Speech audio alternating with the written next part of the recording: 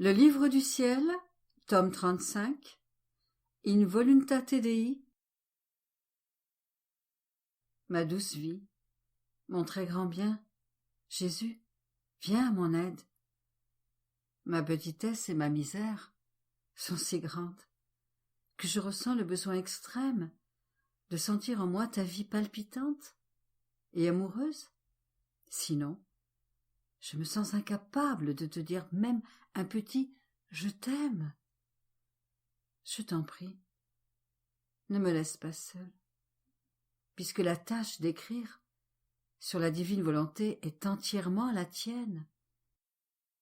Je ne ferai que te prêter ma main et être attentive à l'écoute de tes saintes paroles. Tu feras tout le reste. Alors, pense-y, ô Jésus, et j'appelle à l'aide ma céleste mère, pour qu'elle me garde sur ses genoux pendant que j'écris, et qu'elle me synchronise avec son cœur maternel pour me faire sentir ces douces harmonies du divin fiat, afin que je puisse écrire tout ce que Jésus veut que j'écrive sur son adorable volonté. 9 août 1937. Prodige de l'amour dans le divin vouloir. Comment la divine volonté dédouble son amour pour être aimée avec son propre amour. Comment la reine formera la nouvelle hiérarchie dans son héritage. Mon envol se poursuit dans le divin vouloir. Il m'attend avec tant d'amour qu'il me prend dans ses bras de lumière et me dit « Ma fille, je t'aime, et toi, dis-moi que tu m'aimes, pour que je puisse placer mon grand « je t'aime » sur ton petit « je t'aime », l'étendre dans l'immensité de mon fiat, et faire que tous et toutes choses puissent t'aimer, alors que tu m'aimes pour tous et toutes choses. Je suis l'immensité, et j'aime donner aux créatures pour en recevoir mon amour immense. Je donne et je reçois les harmonies, les diverses notes, la douceur et les sons enchanteurs et ravissants contenus dans mon amour. Lorsque ma volonté aime les cieux, le soleil, toute la création, les anges et les saints, tous aiment avec moi. Ils attendent tous avec impatience le « je t'aime » de celui à qui ils destinaient leur « je t'aime ». Ainsi, sur les ailes de ma volonté, j'envoie à tous ton « je t'aime » pour les payer en retour de l'amour qu'ils ont pour toi, unis à mon amour. Lorsqu'on aime, c'est pour être aimé en retour. Ne pas recevoir de l'amour en retour est la plus dure des souffrances. Une souffrance qui fait délirer. C'est le clou qui transperce le plus et qui ne peut être enlevé que par le remède, le baume d'un retour d'amour. Je me disais alors, mon Dieu, qui pourrait jamais te payer de retour pour ton grand amour? Peut-être la Reine du Ciel peut-elle prétendre au mérite d'avoir payé de retour son Créateur. Et moi, je me sentais oppressée, et mon toujours adorable Jésus m'a fait sa petite visite. Et toute bonté, il me dit « Fille de ma volonté, ne t'inquiète pas. Pour l'âme qui vit dans ma volonté, il y a une harmonie parfaite dans l'amour. En possédant sa vie dans la créature, ma volonté dédouble son amour, de sorte que lorsqu'elle veut aimer, elle aime en elle-même et en l'âme, puisqu'elle possède sa vie. Dans ma volonté, L'amour est dans une harmonie parfaite. Les joies et le bonheur d'un pur amour sont toujours en pleine force. Notre bonté paternelle pour l'âme qui vit dans notre volonté est si grande que nous comptons les souffles, les battements de cœur, les pensées, les paroles et les mouvements pour les rendre avec les nôtres et les remplir d'amour. Dans notre excès d'amour, nous disons à cette créature: elle nous aime et nous devons l'aimer, et en l'aimant, nous lui témoignons des dons et des grâces, à en étonner le ciel et la terre. C'est ce que nous avons fait avec notre reine. Nous lui avons enseigné tant de choses. Mais sais-tu ce que signifie ce témoignage? C'est nous-mêmes que nous regardons, et nous voulons donner tout ce que nous sommes et tout ce que nous possédons. Une dissemblance serait pour nous une cause de souffrance. La créature, en se voyant différente de nous, n'aurait plus pour nous la confiance d'une fille, une confiance qui vient du fait de partager les mêmes biens et les mêmes dons. De plus, vivre dans notre divine volonté, c'est exactement cela. Une seule volonté, un seul amour, des biens communs. Tout ce qui pourrait manquer à la créature, nous le donnons nous-mêmes, pour compenser et dire: ce que nous voulons, elle le veut aussi. Notre amour et son amour sont un seul amour, et comme nous l'aimons, elle nous aime. Ma fille, est-ce qu'il nous manque la force d'élever la créature au niveau de notre image, de lui donner la possession de nos biens, pour qu'elle puisse vivre dans notre volonté? Ma céleste mère, dès le premier instant de son existence, possédait la vie de mon divin fiat. Nous nous aimions d'un même amour, et nous aimons la créature d'un amour semblable. Notre amour pour elle est tel que, tout comme nous avons notre hiérarchie d'anges au ciel, de même que les différents ordres de saints, la grande dame, la céleste impératrice qui possède le grand héritage de notre volonté, invitera ses propres enfants à posséder son héritage, lorsque notre royaume sera établi sur la terre. Nous lui donnerons la grande gloire de former la nouvelle hiérarchie, qui sera semblable aux 9 cœurs des anges.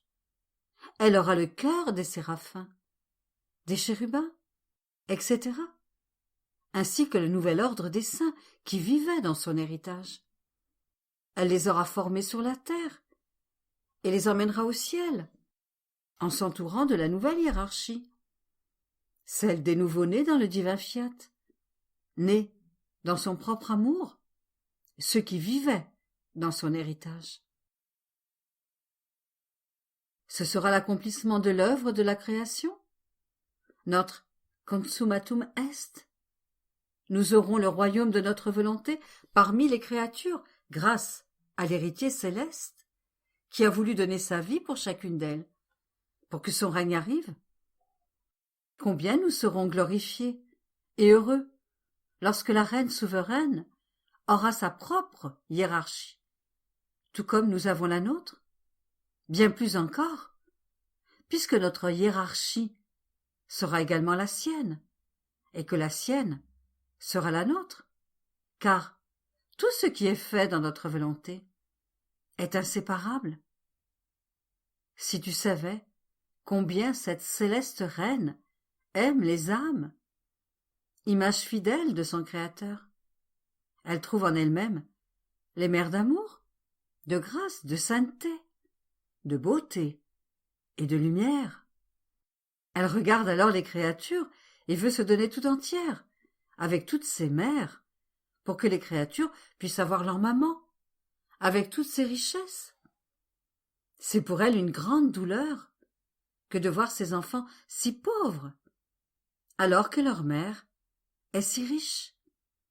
Elle voudrait les voir dans ces mers d'amour, aimant comme elle leur Créateur, cachés dans sa sainteté, embelli par sa beauté, comblé de sa grâce.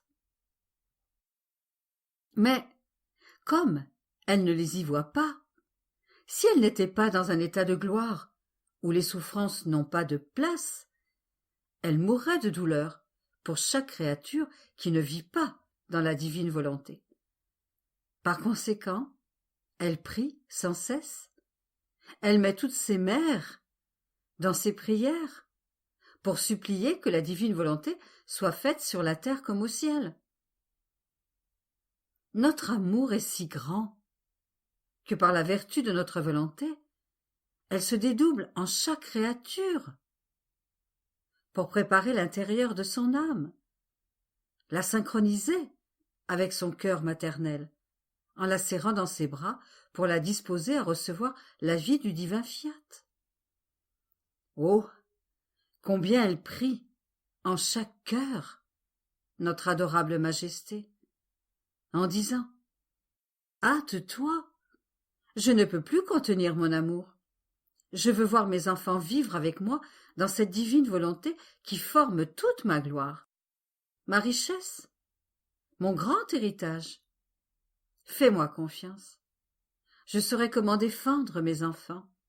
Et ta volonté, qui est aussi la mienne, l'amour de cette céleste reine et mère, est insurpassable. Ce n'est qu'au ciel que les créatures sauront combien elle les aime, et tout ce qu'elle a fait pour elles. Son acte le plus exubérant, le plus grand et le plus magnanime est de vouloir que ses enfants possèdent le royaume de ma volonté comme elle-même le possède. Oh, que ne ferait pas pour cela la céleste dame.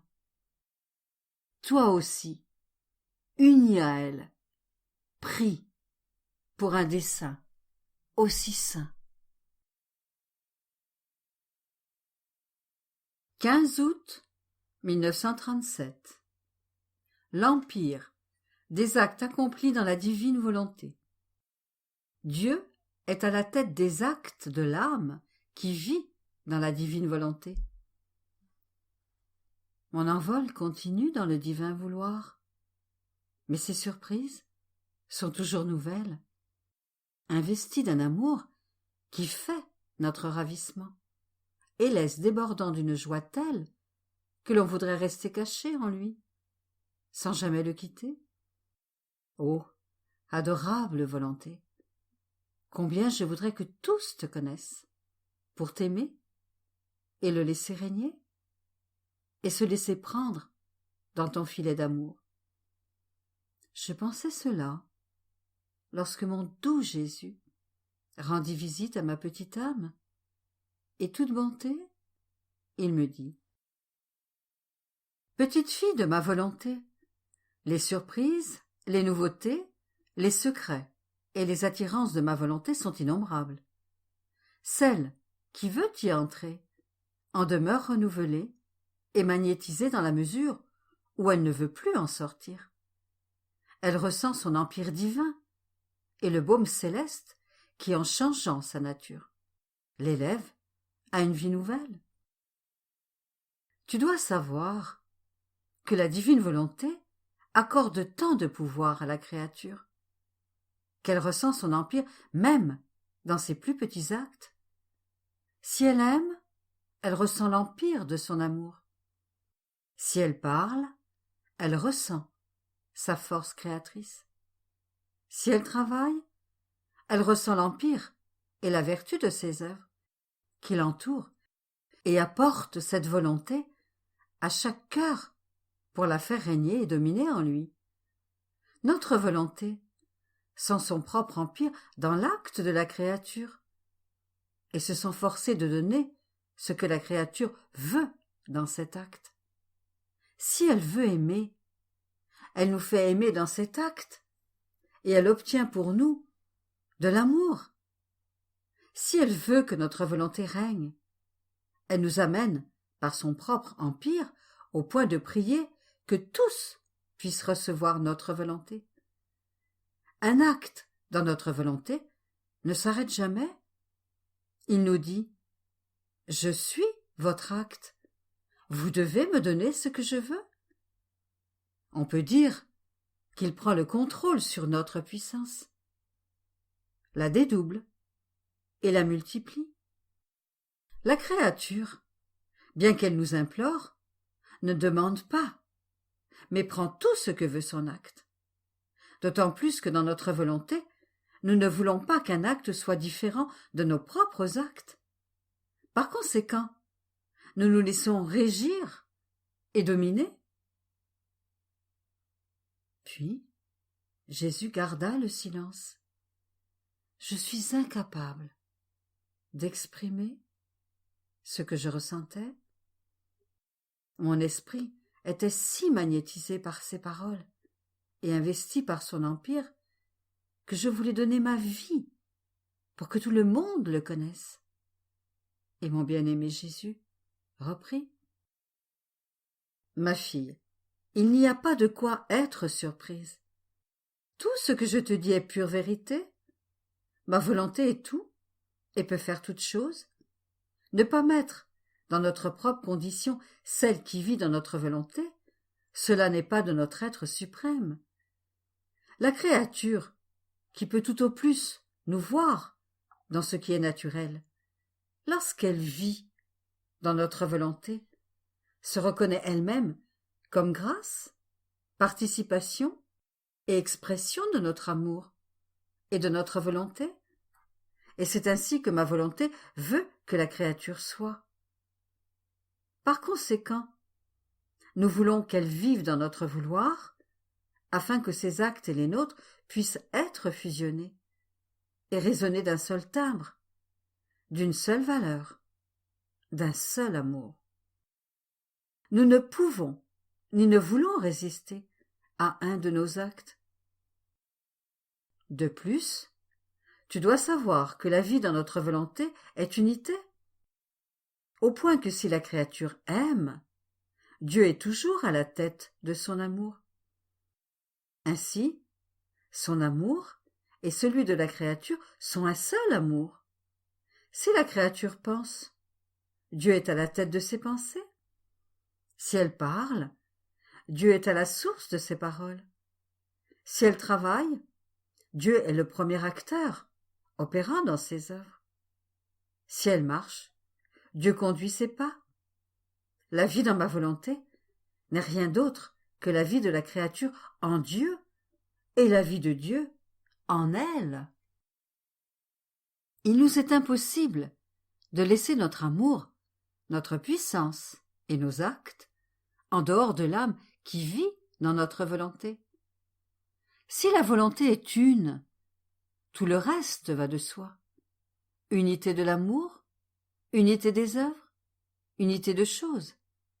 C'est pourquoi la vie de notre divin fiat est le prodige des plus grands prodiges, un prodige encore jamais vu et jamais encore entendu. Nous voulions faire ce prodige que seul un Dieu peut accomplir dans la créature, parce que nous ne pouvions plus contenir l'exubérance de notre amour. Mais la créature ingrate n'a pas accepté. Cependant, nous n'avons pas changé notre volonté. Bien que notre amour ait été entravé et réprimé, il nous tourmente et nous utiliserons de tels excès d'amour, d'industrie et de stratagèmes que nous obtiendrons que notre volonté soit une avec la créature. 23 août 1937. Comment la divine volonté veut grandir dans la créature et former sa plénitude. Comment l'âme qui vit en elle est rendue consciente de toutes les œuvres de son Créateur, qui lui fait posséder toutes les œuvres divines. Je me sens emportée dans les vagues du divin vouloir, qui veulent pénétrer plus avant dans les profondeurs de mon âme, pour se faire connaître et me faire ressentir leur vie, leur joie céleste, les biens immenses que la divine volonté veut donner à tous ceux qui vivent en elle. Mon bien-aimé Jésus, qui semble attendre avec impatience de continuer à parler du divin fiat, toute bonté, me dit: Ma bienheureuse fille, combien je suis heureux lorsque je vois que l'âme est disposée à m'écouter, à recevoir le grand don apporté par ma parole. Je ne parle que si je vois l'âme bien disposée. En fait, si elle ne l'est pas, ma parole ne peut pas accorder ce don, qu'elle-même génère. Tu dois savoir que plus la créature recherche ma volonté, plus elle veut la connaître, l'aimer, et ne pas la laisser sortir d'aucun de ses actes, plus ma volonté grandit pour atteindre sa plénitude. Une petite attention de plus suffit à la faire grandir. Un soupir, un désir pour sa vie. Oh, combien elle grandit merveilleusement, jusqu'à atteindre les hauteurs de la sphère divine, jusqu'à connaître les secrets les plus élevés et les plus intimes. Ma volonté est vie, et la vie ne veut pas s'arrêter. Elle veut continuellement grandir, et pour cela, elle attend le plus petit acte, la plus petite invitation amoureuse de la créature. D'autant plus qu'elle ne veut pas grandir par la force, mais que ce soit la créature qui désire la croissance continuelle et la plénitude de ma volonté. En même temps que ma volonté, grandit aussi la force divine dans l'âme, la sainteté, la beauté, le bonheur, la connaissance et la plénitude des biens innombrables que possède mon divin fiat.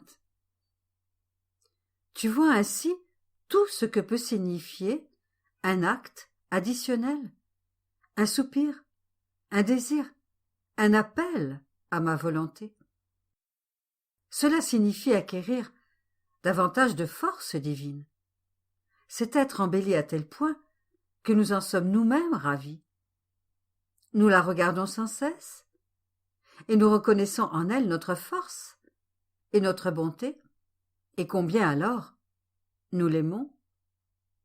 Nous sommes d'autant plus heureux qu'elle est pour nous porteuse de nos joies et de nos biens. Devant cette créature, notre amour grandit, il déborde et se déverse sur elle au point de la remplir et de former en elle et autour d'elle un labyrinthe d'amour impatient, un ardent désir de faire grandir la plénitude de notre volonté. Ma fille, il y a une grande différence entre celles qui sont attentives, tous yeux et toutes oreilles, à ma volonté, et celles qui simplement la veulent, mais sans aucune attention spéciale. Il semble que celles-là n'ont pas Dieu pour la voir, de cœur pour l'aimer, ni de voix pour l'appeler en toutes choses. Elles possèdent peut-être ma volonté en partie, mais sa plénitude est bien loin d'elle. Mon Jésus a ensuite gardé le silence, et je restais immergé dans les vagues éternelles du divin vouloir, si bien que mon pauvre esprit ne savait comment en sortir. J'ai eu envie de dire « Jésus, c'est assez pour maintenant. Mon esprit ne peut pas contenir tout ce que tu veux me dire. » Et mon doux Jésus, plaçant sa main sur mon front, poursuivit. Ma fille, continue à écouter. Vois jusqu'où peut parvenir une âme qui vit dans ma volonté. Ma volonté la rend consciente de toutes nos œuvres.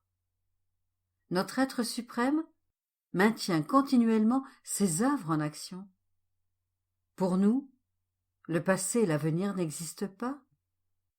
Le Père céleste génère continuellement son Fils. Et entre le Père et le Fils procède le Saint-Esprit. Telle est la vie en nous-mêmes, qui, comme le cœur et la respiration, forment notre vie, générant et procédant continuellement.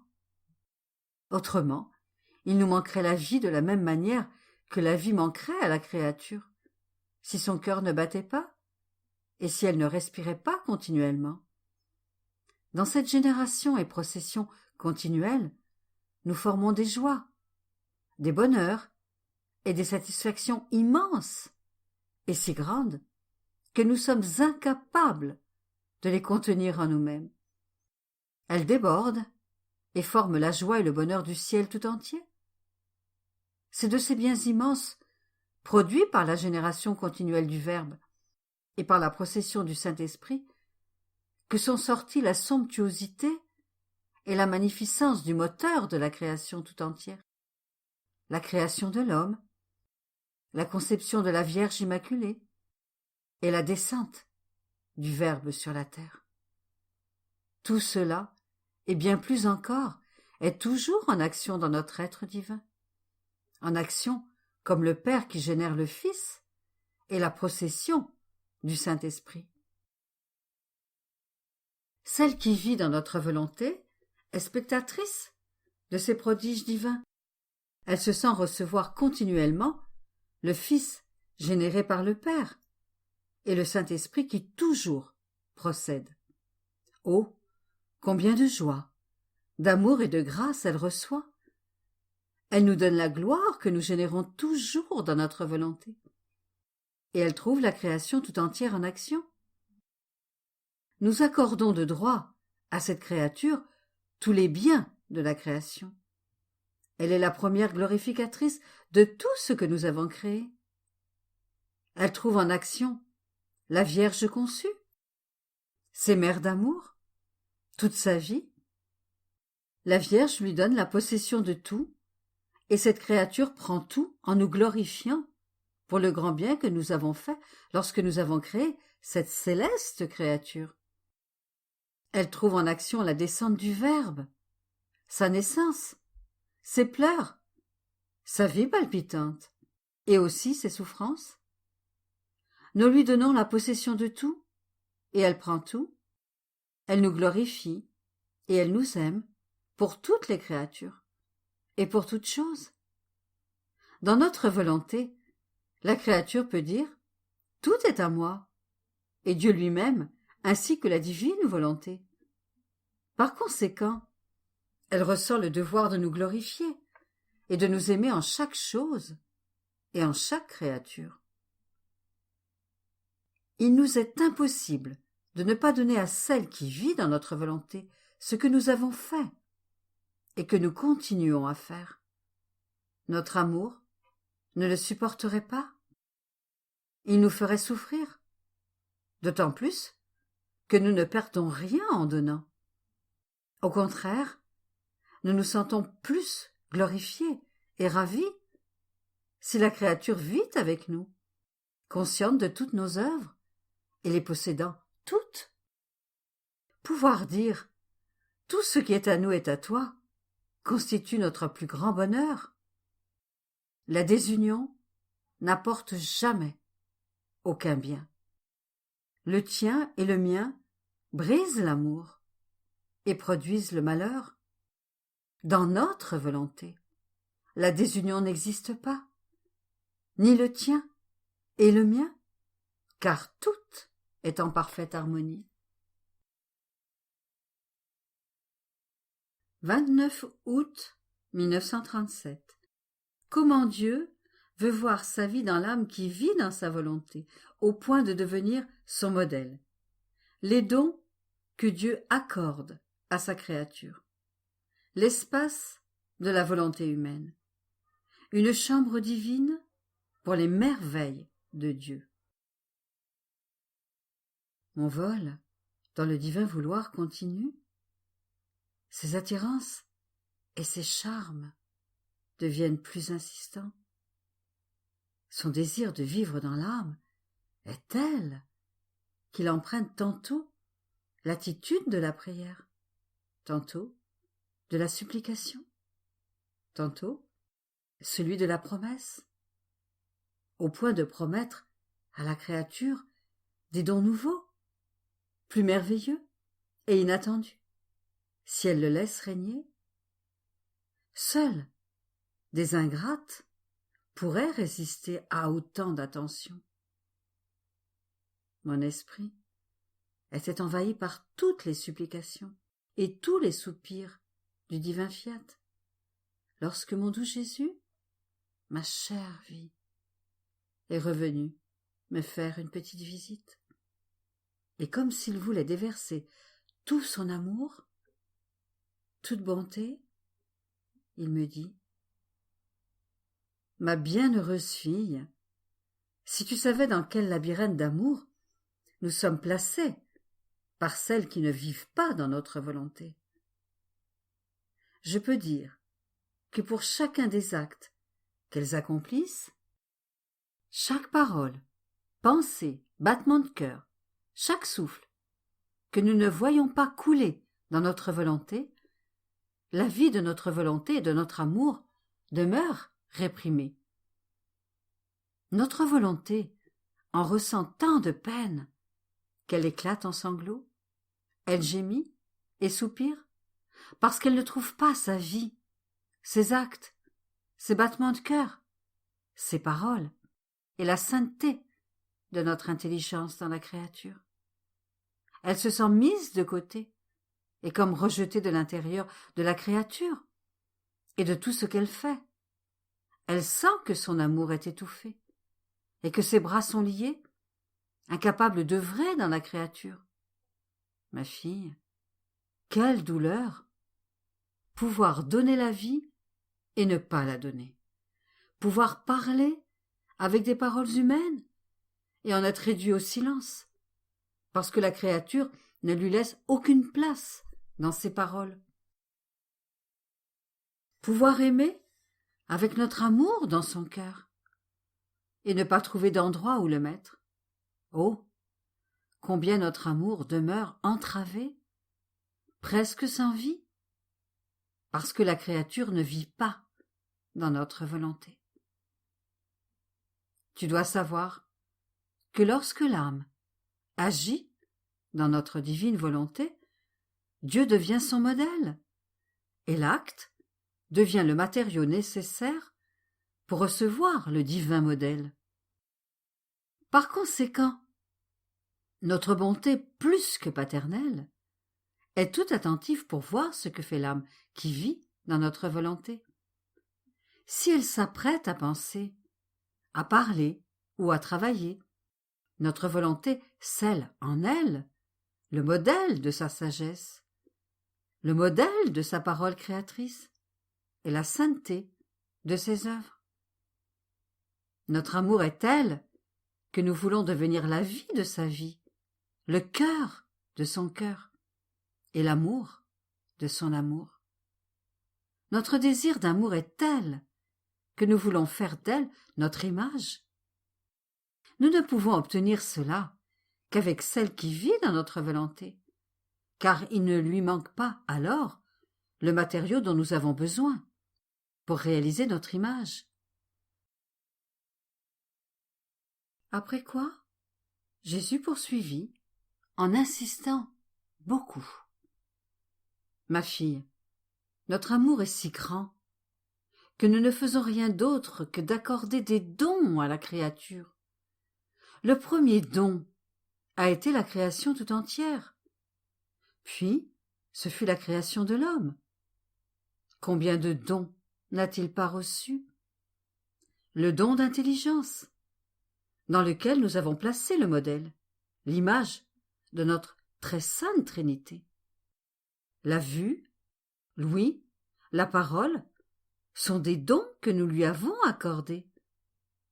Non seulement nous lui avons fait ces dons, mais nous avons également entrepris de les préserver, en demeurant dans l'acte de toujours les lui donner.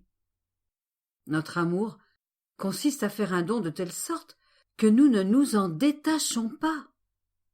Nous restons à l'intérieur de ce don pour le garder et le mettre en sécurité. Oh, combien notre amour est exubérant, combien il nous attache partout. Notre amour nous laisse faire ses dons, mais il ne les laisse pas à la merci de la créature, car elle n'aurait pas la vertu de les préserver. C'est pourquoi nous nous offrons pour les préserver, et pour aimer encore plus la créature, nous nous plaçons dans l'acte de les donner continuellement. Que puis-je encore te dire, ma fille, sur le grand don que nous avons fait à la créature en créant sa volonté humaine?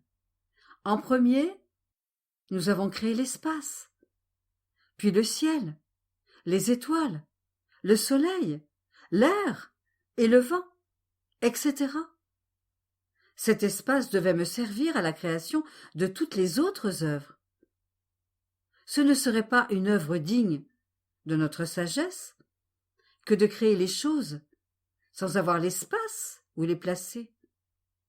De la même manière, en créant la volonté humaine, nous avons créé le vide, l'espace où mettre le grand don de notre très sainte volonté que nous avons donné à l'homme. Cet espace devait servir à notre volonté agissante. Nous devions y mettre les cieux les plus immenses, les soleils les plus brillants, non pas simplement un seul, mais un pour chaque acte que l'homme accomplirait. Par conséquent, si la création devait servir l'homme, cet espace de la volonté humaine devait servir son Dieu et former ses délices, en le laissant toujours capable de former son trône, sa chambre divine. J'ai fait à l'homme le don de former cet espace en lui, afin d'avoir l'endroit où communiquer avec lui, d'être seul avec lui, en sa douce compagnie. Je voulais avoir ma chambre secrète. Mon amour voulait lui dire beaucoup de choses, mais je voulais avoir l'environnement où lui parler, pour que mon amour puisse se donner complètement à l'homme, qui s'abandonnerait lui-même complètement à Dieu. C'est pourquoi je désire tellement qu'il vive dans ma volonté, parce que je veux avoir à moi seul ce que j'ai créé. Je veux avoir ma place, mon trône, ma chambre divine. Je ne peux pas achever la création avant que l'homme ne revienne dans ma divine volonté et ne m'accorde ma place royale dans sa volonté. Nous avons tant d'autres belles choses à faire, beaucoup d'autres choses à dire dans cet espace de la volonté humaine. Mais nous ne pouvons ni les dire, ni les faire, parce que notre volonté est absente et que notre espace est tout encombré. Nous n'avons pas d'endroit où mettre nos œuvres. Si nous voulons parler, il ne nous comprendra pas. Il n'aura même pas les moyens d'entendre. Par conséquent, nous accomplirons des prodiges inouïs pour retrouver ce qui est à nous, l'espace et notre chambre divine. Et toi, prie et souffre pour que je puisse retrouver ce qui est à moi. Ne me refuse pas l'espace de ta volonté humaine, pour que mon amour puisse s'y déverser et que je puisse poursuivre l'œuvre de la création.